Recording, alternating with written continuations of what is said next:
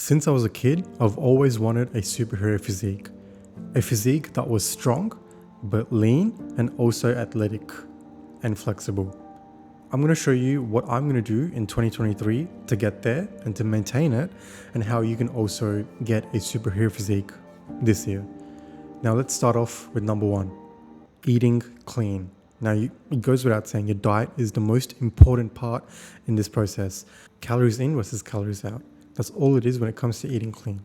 You want to make sure that you're eating enough calories, but also getting in your protein and getting in the energy that you need to be able to train heavy, to be able to do the stretching and the mobility work necessary to be flexible, to be strong and athletic.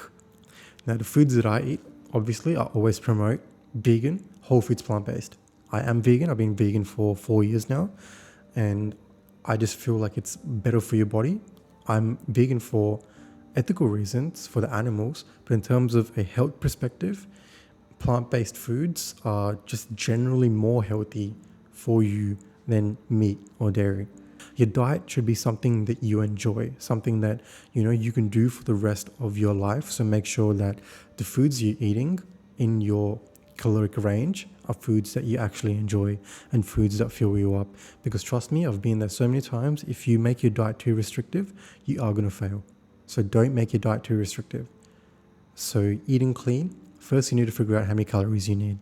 I've made a complete guide on how to calculate your calories, how to calculate your macros. The link will be in the description box down below. It's completely free. You can figure out, from your weight, how much you weigh, from your exercise levels in the week. You can figure out how many calories you need.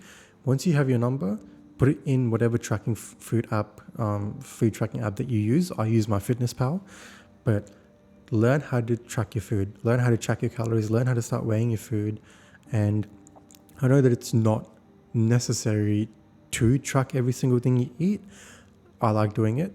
I highly recommend it. I don't track my food every day because I eat the same kinds of foods every single day, to a point where I know how many calories I'm eating because I've just eaten the same kinds of foods over and over again.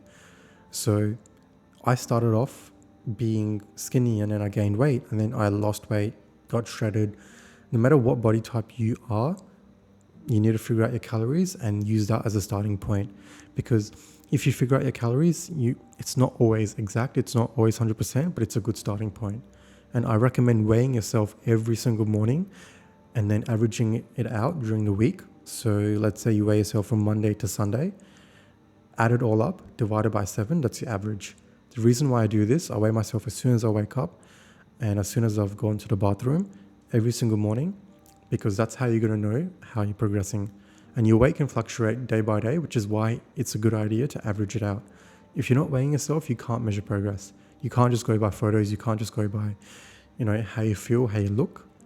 You could be losing fat. You could be losing weight in areas you can't even see, which is why I highly recommend weighing yourself.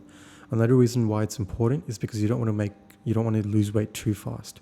That's also bad. So make sure you weigh yourself every single day and make sure you're eating good foods that you enjoy within your caloric range.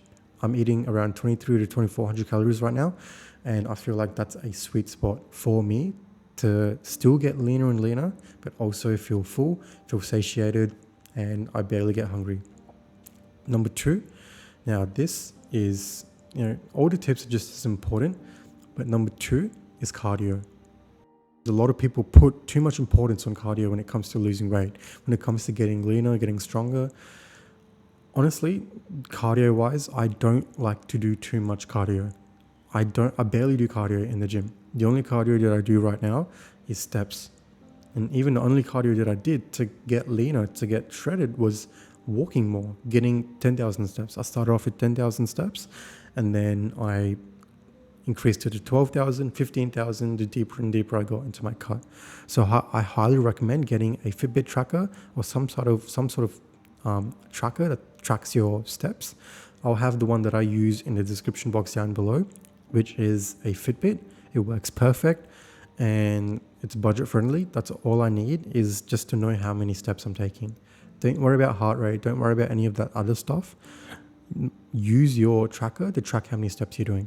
Because sure, you have a phone and your phone does measure your steps, but it insanely undercounts how many steps you take. Because when I wear my tracker and I have my phone on me at the same time, my phone always shows 4,000 to 5,000 steps less than what my tracker is showing.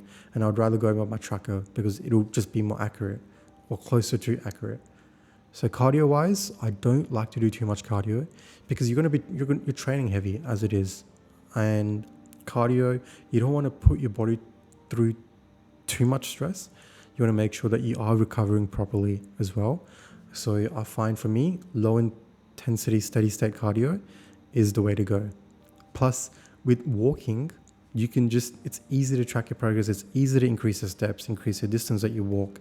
And another thing is you don't feel hungry after walking. I mean, it doesn't take too much out of your body. When you do something that's high intense, like HIT training, that takes a lot out of you. And from my experience, I just get really hungry afterwards, and it's too much. And if it makes no difference to how much weight you can't, doing more cardio is going to help you lose more weight. I mean, in theory, it does, but you want to make sure that it is a cardio plan that you can follow. And for me, I would rather just walk every single day than do high intensity training. So cardio, it's important. Make sure you're doing your cardio. Training.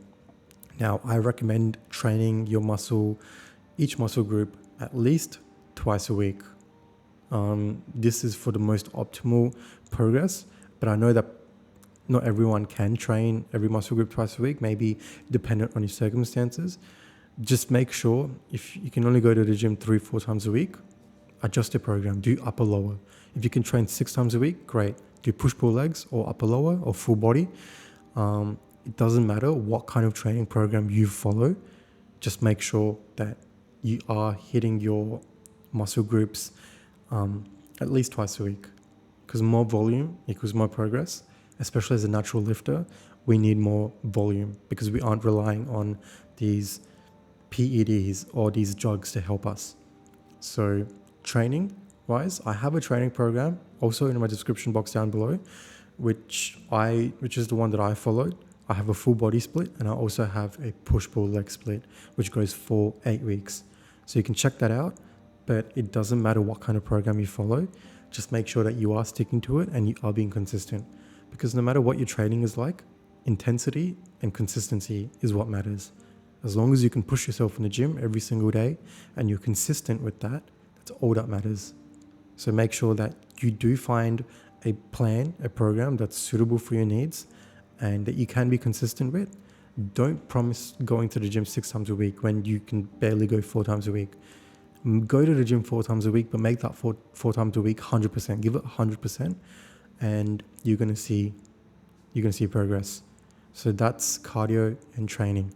Now the last part is what really separates the superhero physique from any other aesthetic physique that you see on Instagram or on YouTube, is stretching. Being flexible was one of my main priorities during this transformation, because I'm a dancer. I love dancing. I love gymnastics, acrobatics. So for me, I still needed to be able to do everything. And since I was a kid, people used to tell me, especially older people, don't build muscle because you lose your flexibility. And that is the biggest myth. Building muscle isn't gonna, you're not gonna get less flexible just because you're building muscle.